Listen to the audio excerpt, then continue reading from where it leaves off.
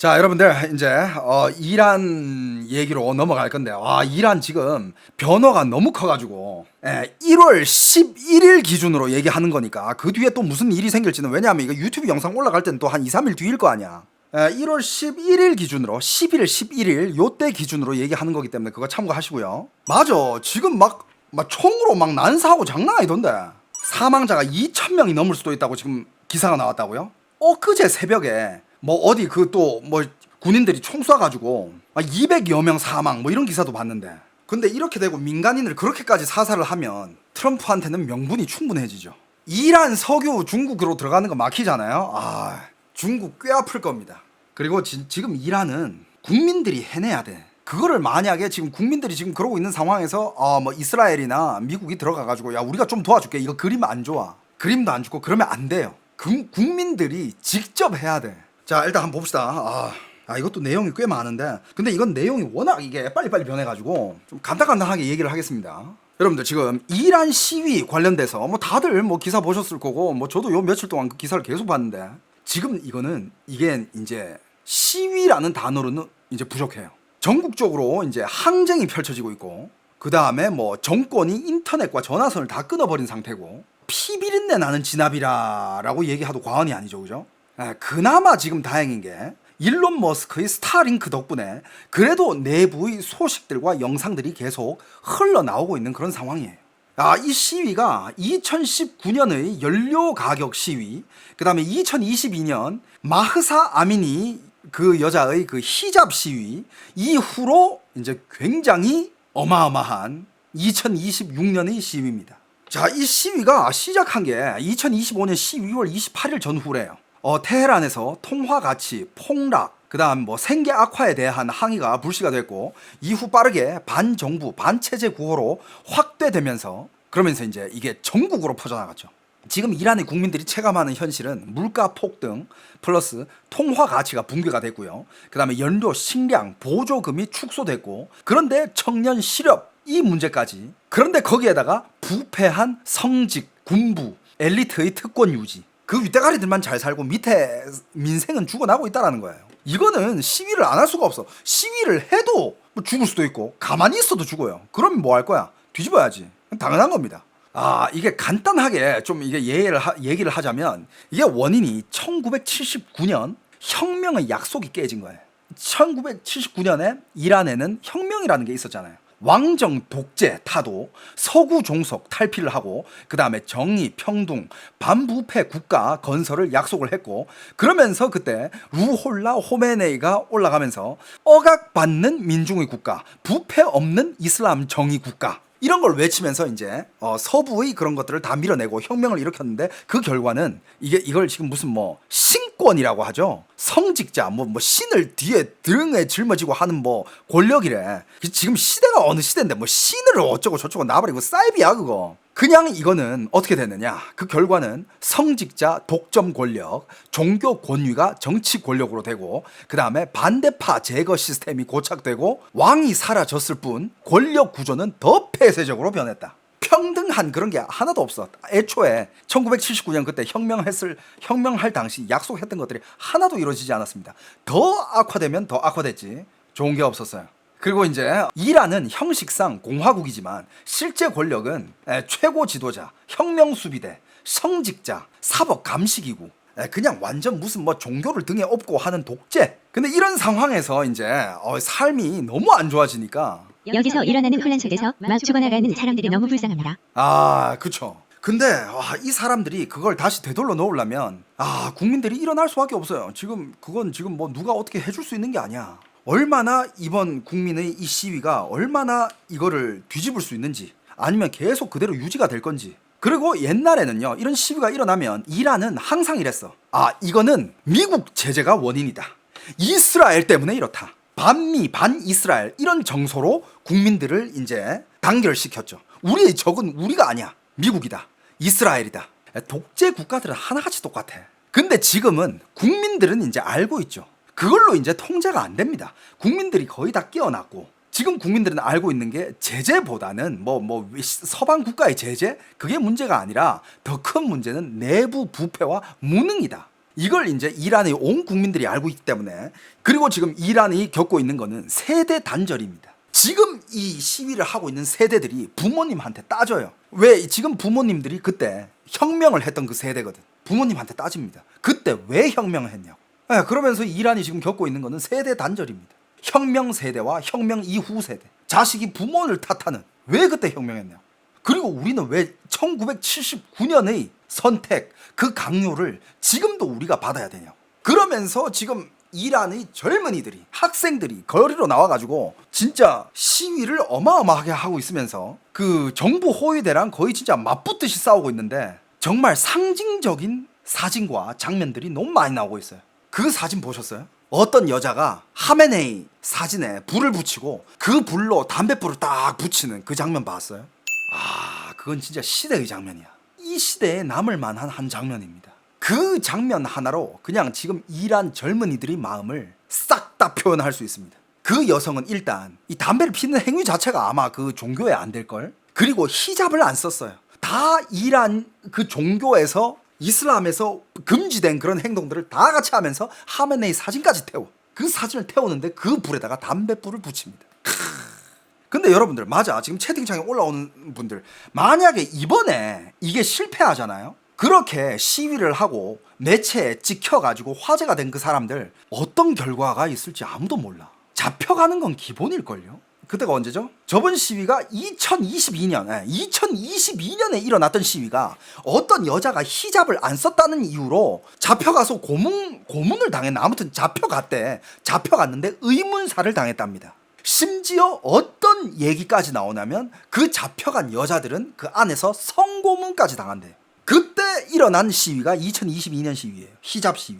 자, 그리고 과거 진압 사례들을 보면 1999년 학생 시위 있었죠. 2009년에는 녹색 운동이라고 있었어요. 2019년에는 유가 시위, 유가가 너무 폭등해가지고, 그 다음에 2022년에는 히잡 시위가 있었습니다. 그 여성이 히잡이 안 쓴 것 때문에.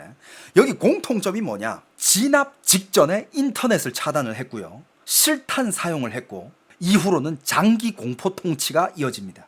이번에도 같은 패턴이에요.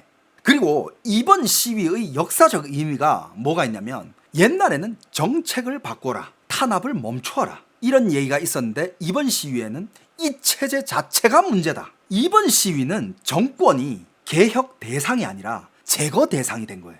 그래서 지금 실탄을 쏘고 있고, 뭐 시신이 방치되고 있고, 뭐 병원에는 시신이 쌓여가고, 실탄에 맞은 사람들 다치고 피를 흘리고 있고, 인터넷 차단됐고, 대량 체포되고 있고, 전국 단위입니다. 31개 주 180개 도시에서 512개 지점에서 시위가 기록됐다고 외신이 보도하고 있죠.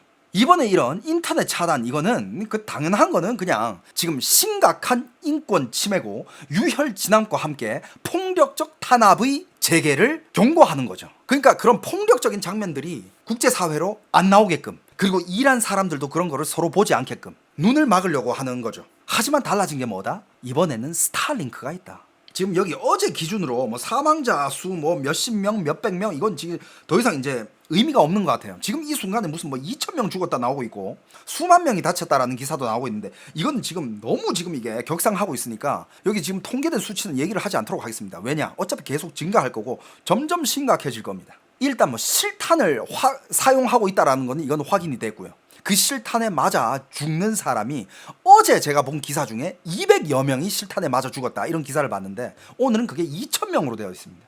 그리고 이 정권은 여전히 그 레파토리를 써요. 외부 선동, 외부가 적이다, 미국 때문이다, 이스라엘 때문이다. 안 먹혀.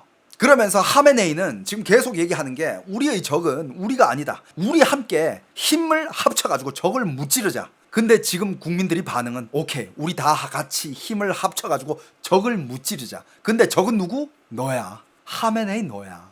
근데 요거를, 이게 이제 지금 일어나고 있는 이란 시위에 대해서 간단히 얘기를 했는데, 요렇게만 그냥 얘기하면 그냥 그 어떤 기사랑과도 뭐 별 다를 게 없잖아요. 전 요거를, 지금 일어나고 있는 이란의 시위를 1989년 중국 천안문 사태와 비교해가면서 어떤 게 비슷한지, 그리고 어떻게 전개될 가능성이 있는지를 한번 얘기해 보도록 하겠습니다.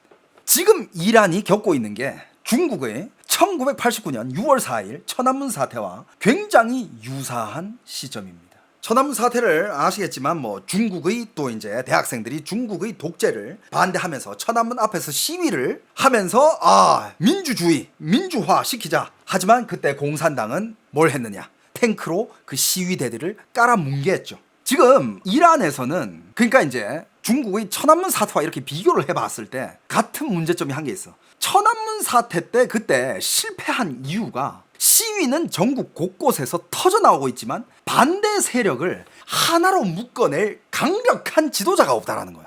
그러니까 이런 시위가 커지고 얘네들이 다 장악해가지고 다 뒤집어 놓으면 그거를 바로 정권 인수로 전환을 시켜야 되는데 그 정권 인수를 할 그 리더가 없다 이거야.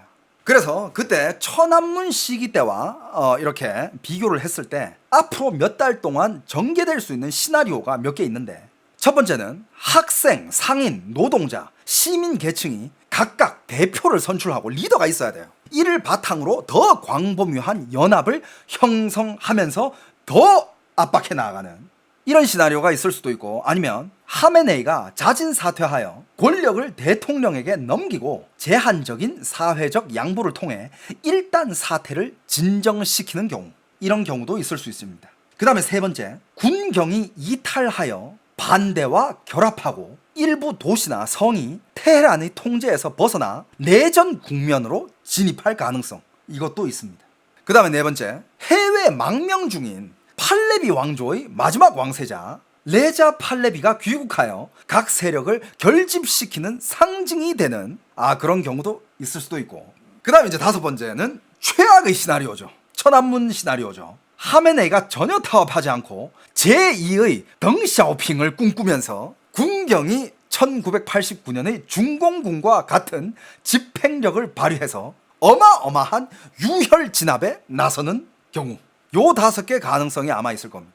하지만 이제 그 국제평론가들은 하는 얘기가 오히려 지금 앞에 네 가지 가능성은 다 있을 수 있는데 제일 불가능한 게 제일 최악의 유혈 진압 시나리오라고 합니다. 왜 그러냐? 역사를 되돌아보면 1989년 당시 중국 공산당의 그 복정성, 충성도도 오늘날 사람들이 생각하는 것만큼 절대적이지 않았어요. 당시 1989년 그 사태 때 바오딩에 주둔한 만세군이라고 불리던 38집단군의 군장이죠. 슈친시에는 계엄령 집행을 거부를 하며 항명을 했습니다.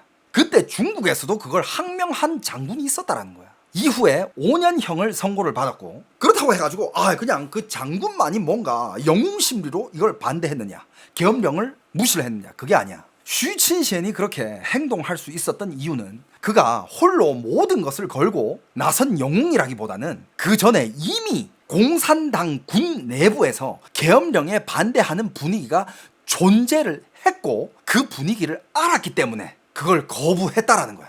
그러니까 그 당시 중국 공산당만 해도 모두가 같이 이 국민들 다 피로 탱크로 깔아뭉개자, 이 마음이 아니었다는 거야. 어떤 사람들은 이걸 깔아뭉개자, 근데 어떤 사람들은 그게 아닌 것 같은데 이젠 민주화로 가야 되지 않나, 긴가민가 했어. 다들 반신반의하면서 완전 막 충성도가 높진 않았어요. 그 당시 그 슈친시엔이 국방부장, 그때 진지웨이라는 사람이 있었어, 중국에. 그 사람이랑 통화를 했는데도 국방부장이잖아. 근데 그 사람도 슈친시엔한테 한 말이, 너희 판단에 맡기겠다. 지금 이거 계엄령을 해야 되냐?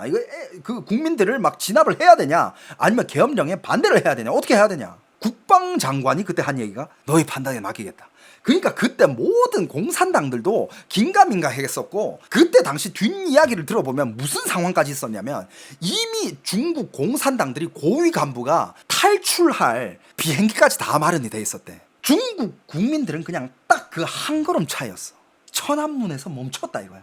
천안문을 밀고 중국의 중난하이를 밀고 들어갔어야 되는데 그 앞에만 있었고 더 이상 전진을 하지 않았다는 게 그게 문제였던 거야. 만약에 그때 그걸 진짜 다 무시하고 유혈 사태잖아 이미. 그거를 맞서 싸워가지고 다 밀고 들어갔잖아. 그때 중국의 고위 간부들 이미 도망갈 비행기편까지 공항에 다 대기시켜놨다, 이런 얘기까지 있었대. 하지만 탱크 진압이 있은 후에 국민들은 조용해졌고 죽을 사람들 죽고 이제 피바다 물 들고 다들 이제 굴복했잖아. 그때 야 이게 먹혔네? 오케이, 자 계속 공산당 통치 들어가는 거야. 이렇게 된 거야. 그런 뒷이야기가 있다고 합니다. 그리고 그 당시 공산당의 1989년 천안문 사태 때 공산당의 계엄령 발표 전에 7명의 개국 쌍장들, 장군들이죠. 그러니까 덩샤오핑에게 서한을 보내가지고 군대의 시내 진입과 무력 진압을 반대했어요. 그때 샤오커, 장아이핑, 천자이다오, 양더지, 리주奎이런 장군들이 있었는데, 이런 쌍장들이 있었는데, 이 사람들이 덩샤오핑한테 서한을 보내가지고 군대 진입과 군대 진압은 반대입니다. 반대를 했대.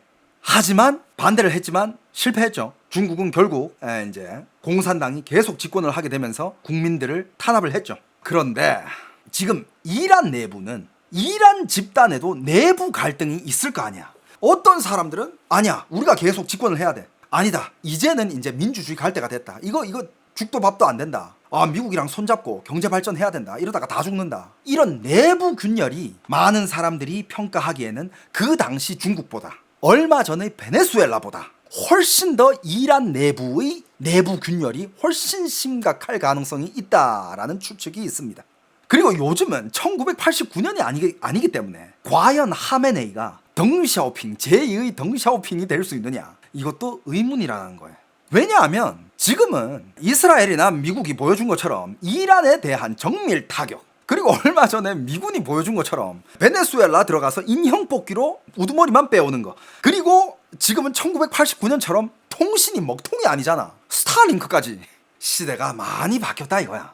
예를 들어 2024년의 이스라엘 정보기관의 작전으로 하마스의 최고 지도자 하니야가 사망을 했잖아요. 이스라엘 요원은 2달 전부터 테헤란의 호텔, 그가 머물 방에다가 폭탄을 이미 설치했어요. 그게 다 내부자들 소동이야. 요번에 베네수엘라도 똑같아. 이미 1년 전부터 그 작정을 수행을 하고 있었고, 마두로가 있는 생활 습관부터 시작해가지고 먹는 음식, 생활 루틴, 그 주위에 배치된 사람들 다 미국 쪽 사람들이었어. 이란도 그게 이미 충분히 가능한 상황이고, 내부 갈등이 어마어마해진 상황에다가 국민까지 들고 일어났어. 미국은 점점 명분이 생기고 있다는 거죠. 이게 2025년 6월에도 이스라엘이랑 미국의 이란 공습, 이걸 보여줬잖아. 정밀 타격이라 그랬잖아요, 그때. 근데 이 정밀 타격이 가능했던 것도 내부 정보원의 그 좌표 제공 없이는 그게 거의 불가능했다라고 합니다. 그런데 이란은 내부 균열이 없겠어? 내부에 이미 수많은 첩자들이 심어져 있다 해도 과언이 아니에요. 그냥 시기만 기다릴 뿐이야. 그리고 2026년에 이란은 체제 변화 가능성이 굉장히 크다라고 국제사회가 평가를 하고 있는데, 이게 정치적 타협 없이는 오직 유혈 진압만으로 사태를 마무리하기가 가능성이 매우 낮아요. 예를 들어서 유혈 사태로 진압을 해. 진압을 한 후에 이 민심을 잡을 만한 카드가 있어야 되거든. 당근. 예를 들면 이제 또 다시 천안문 사태 때, 그때 이렇게 탱크로 인민들을 그렇게 깔아뭉갰는데, 그때 중국 공산당이 민심을 잡았던 게 뭐냐? 그때의 덩샤오핑이 뭘 했냐? 1989년 이후 덩샤오핑은 계속 이제 개혁 개방 노선을 재확인하며 국민들한테, 알았다, 개혁 개방하겠다. 우리가 공산당이 잘못된 게 아니라 니들이 말한 그 개혁 개방, 자본주의 개혁 개방하겠다. 그러면서 덩샤오핑 그때 뭘 했느냐? 난슌을 했어요. 덩샤오핑의 난슌, 그게 1992년 난팡 단화로 불립니다. 등소평이 1989년의 사태 이후 중국 공산당 내부에서도 개혁을 멈추고 통제를 강화해야 한다라는 보수파가 있었고, 경제 개혁을 해야 한다, 이런 실용파가 있었습니다. 중국 공산당 내부에서도. 그리고 사회 전반적으로는 정치적 불만과 미래에 대한 불안이 누적되어 있는 상태고, 그 당시에 정말 중국에 등을 돌리고 중국에서 탈출한 중국인들이 어마어마하게 많았죠. 그러면서 덩샤오핑이 선택한 게 뭐냐? 더 이상 강압적인 통치는 안 된다. 정치 대신 경제로 가자. 국민들이 불만이 많이 있지? 오케이, 돈을 벌게 해주자. 그리고 사람들이 삶을 좋게 해주자. 그래가지고 덩샤오핑은 이거를 경제 성장으로 덮는 전략을 선택을 해. 그때 나온 게 핵심 메시지가, 검은 고양이든 흰 고양이든 쥐만 잘 잡으면 그건 좋은 고양이다, 이런 말 들어봤죠. 그리고 발전이야말로 절대적인 진리다. 그리고 등소평이 또 외쳤던 게, 사회주의자냐 자본주의자냐 논쟁하지 말고 그냥 부자가 되자. 그러면서 남순의 결과, 남쪽 순방의 결과深圳, 주하이, 상하이 등 이런 주요 도시들 위주로 특구 중심으로 뭘 했느냐? 개혁 개방을 이뤄냈어요. 그 결과가 뭐냐? 외자 유치 폭발, 부동산 증시 미친 듯한 활성화, 거기에다가 30년의 고속 성장의 출발점이 됩니다. 그게 중국 1992년의 덩소평의 남순부터 시작되는 거예요. 그러다 보니까 중국의 불만을 가지고 있고 공산당의 불만을 가지고 있고 미래에 대한 불안을 가지고 있는 중국 인민들이 갑자기 돈을 만지기 시작해요. 돈을 만지기 시작하면서 갑자기 삶이 너무 좋아지는 거야. 이걸로 천안문 사태를 눌러버립니다.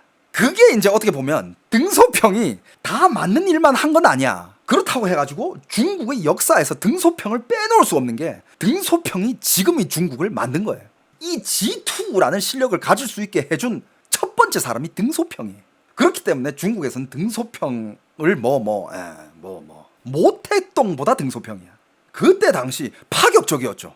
아니 공산당이고 공산당 체제, 중국 공산당 나라를 위해서 몸을 바쳐야 되고 지식분자들 다 죽여, 책 다 태워. 모택동이 이지랄 하다가 나라가 개판 났잖아요. 등소평이 이념 이런 거 공산주의, 자본주의 따지지 말고 돈 벌자, 잘 먹고 잘 살자. 정치에는 일단 니들 손대지 마.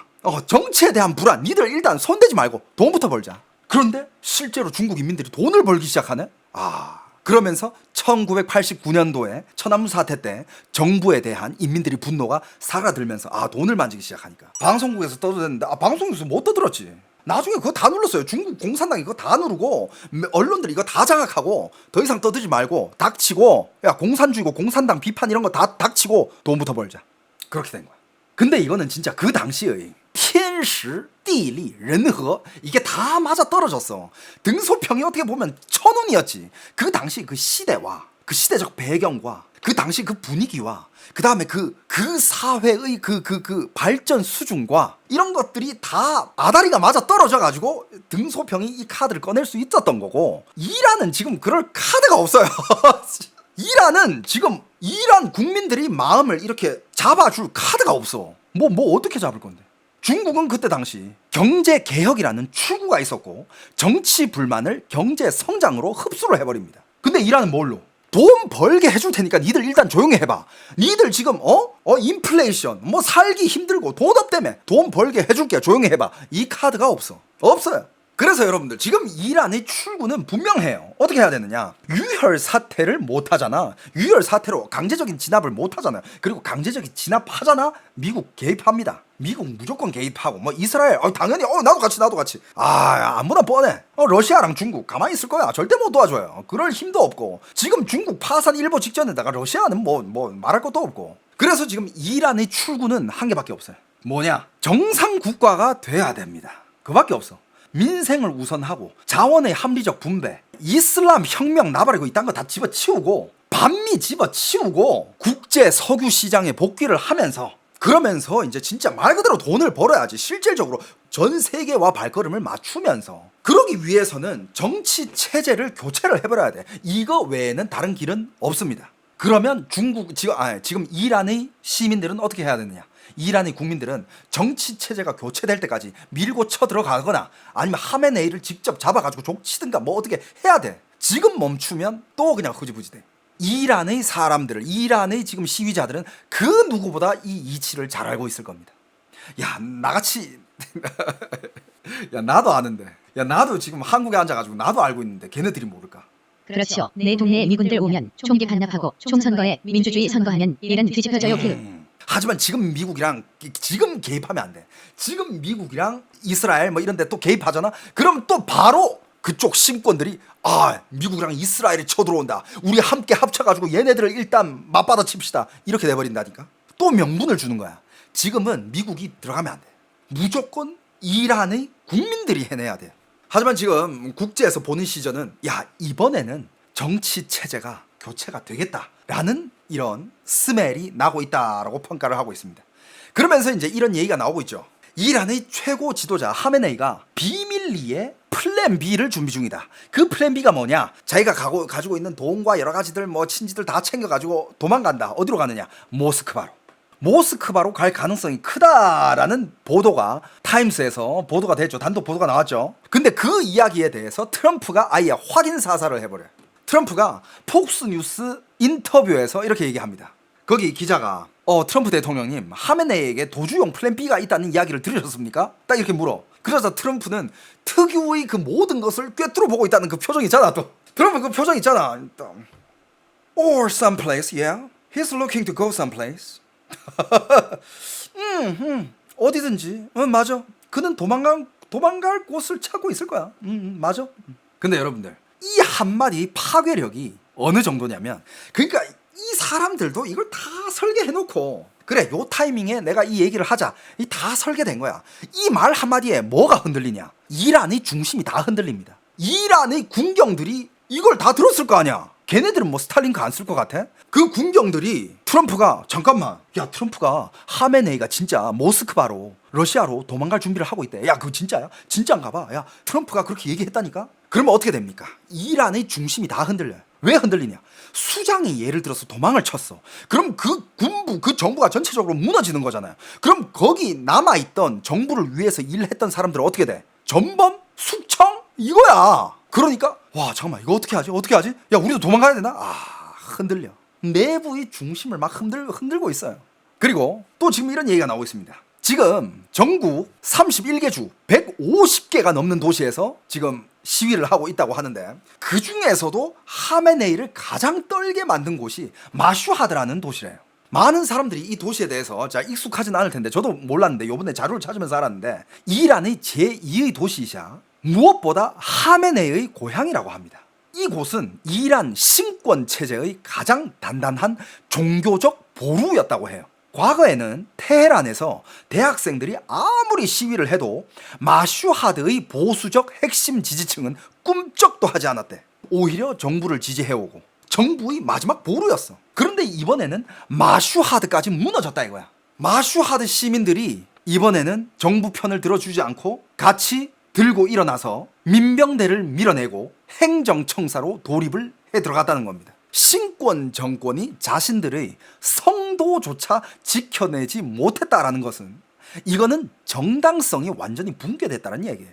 하메네이도 아마 알고 있습니다. 알고 있을 겁니다. 그 도시가 자기의 치명적인 급소라는 걸. 그리고 이란 사람들이 길거리에서 이런 장면을 여러분들 많이 보셨을 거예요. 지금 이란 시위 영상 이런 거 찾아보면 이란 사람들이 길거리에 있는 그 가로등에 달려있는 CCTV 이런 거를 다 떼고 있어요. CCTV 막 벽에 달린 것들 CCTV를 다 떼고 있어. 왜? 그거는 말 그대로 온 국민을 실시간으로 감시하고 있었던 이란의 감시 시스템이었죠. 근데 그거 어디서 가져온 거다? 중국에서 가져온 거야. 중국 화웨이가 만들어준, 중국 하이크 비전의 얼굴 인식 기술까지 중국이 다 물려주고 중국이 만들어낸 뭐다? 디지털 실크로드.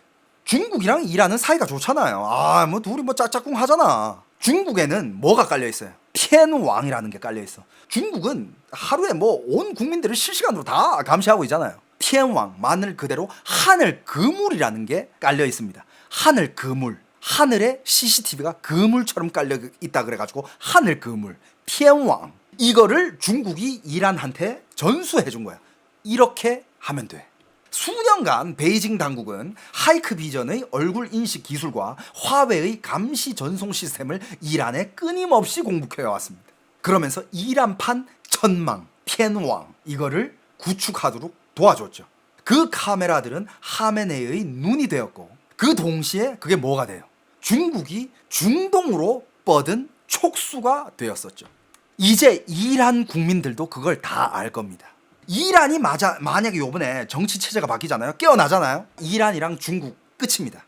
그래서 이란 국민들을 너무 잘 알고 있지. 지금 이 하메네의 감시망에서 벗어나려면, 얘네들이 그런 말도 안 되는 통치에서 벗어나려면 얘네들 눈부터 갈아야 된다. 그게 뭐다? 중국이 깔아준 CCTV들이다. 그래서 지금 이란의 시위자들은 이란에 깔려있는 CCTV들을 다 집중적으로 뜯어내고 있습니다. 여러분들, 저는 무조건 인권과 인간의 자유와 자유민주주의를 존중하고 지지합니다.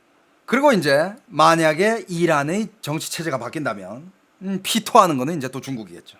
중국이 헐값에 사들이고 있는 이란의 원유 끊깁니다. 그게 끊기잖아요. 중국은 심각한 에너지 부족에 빠질 수도 있고, 그게 만약에 없다, 대만 침공도 무산이 될 수 있어요. 꼬리에 꼬리를 무는. 그리고 베이징에서 요것도 있네. 맞아. 베이징에서 1월 8일에 어떤 일이 있었는지 알아요? 이미 지금 이란은 지금 뭐 시위 때문에 막 지금 정권이 뒤집어지냐 마냐 그런 일이 일어나고 있는데, 중국 공산당의 중앙대외연락부 부장 류하이싱이 1월 8일에 이란 국가이익판별위원회 대표단을 만났다고 합니다. 베이징에서. 발표문은 국정운영 경험 교류래요. 이게 마치 어떤 꼴이냐면, 타이타닉이 지금 침몰하고 있는데 지금 타이타닉 그 식당에서는 야, 식기 배치 잘 하고 있어? 식기 이렇게 배치해야지. 그래, 오늘 뭐 첫 번째 코스 뭐야? 이걸 논의하는 거랑 비슷한 상황이라고 합니다. 지금 국가가 정치 체제가 몰락하고 있는데, 그리고 베이징은 지금 베네수엘라를 보고 이란 상황을 보면서 굉장히 두려워하고 있을 겁니다. 일단 베이징 자체의 재정 상황이 지금 너무 안 좋아요. 지방 정부는 지금 파산을 맞서고 있고, 그 다음에 공무원들 월급이 지금 계속 연체가 되고 있습니다. 그런 상황에서 베이징이 두려운 거는 동맹이 무너지는 거, 그것만은 아니죠. 무너지는 속도, 그리고 무너지는 방식이 더 두려운 거죠. 기득권들은 살기 위해 순식간에 등을 돌립니다. 이 오랜 기간 동안 중국의 그 기득권들, 그 부자들이 그렇게 열심히 조용히 해외로 돈을 빼돌린 게 왜 빼내겠어? 중국이 정말 철벽성에다가 영원한 진짜 요새 같은 곳이면 중국의 기득권들이 돈을 왜 해외로 빼겠어? 미국에 빼놓고, 호주에 빼놓고, 일본에 빼놓고, 한국으로 빼돌리고, 유럽으로 빼돌리고, 왜 그러겠어? 언젠가는 지들도 무너지는 거를 각오하고 있다라는 거 아니야. 기득권들은 그렇게 순식간에 살기 위해서 등을 돌릴 거고, 그 다음에 요번에 이란이 보여준 거, 총이든 방화벽이든 감시 기술, 이런 것들이 지금 현대의 스타링크와, 인터넷 아무리 끌어봐라 스타링크 있어. 그리고 민중의 분노 앞에서는 얼마나 취약한 건지 중국은 그걸 보고 있을 겁니다. 경제 붕괴와 정치 억압이 겹치면 장벽은 뚫린다라는 말이 있어요. 총은 무력해지고. 지금 중국도 비슷하죠. 경제는 붕괴하고 있는데 정치 억압은 계속되고 있어요. 그래서 이란이나 베네수엘라에서 일어나는 이런 일들이 중국 공산당이 봤을 때 이게 그냥 남의 일이냐? 절대 남의 일이 아니에요. 여러분들, 그날 마두로가 체포되던 날 베네수엘라의 증시는 73%가 폭등했다고 합니다. 73%.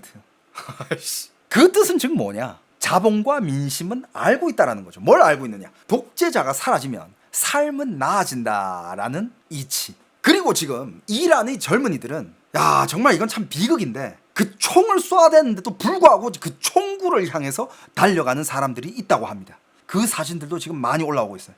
총구를 하고 있지만 어떤 한 커플은 양손을 두고 그 총구를 향해 다가갑니다. 이란의 국민들에게, 그리고 자유를 갈망하고 민주주의를 갈망하는 이란의 모든 시위자들에게 정말 축복을 보냅니다. 모든 게 잘 되길.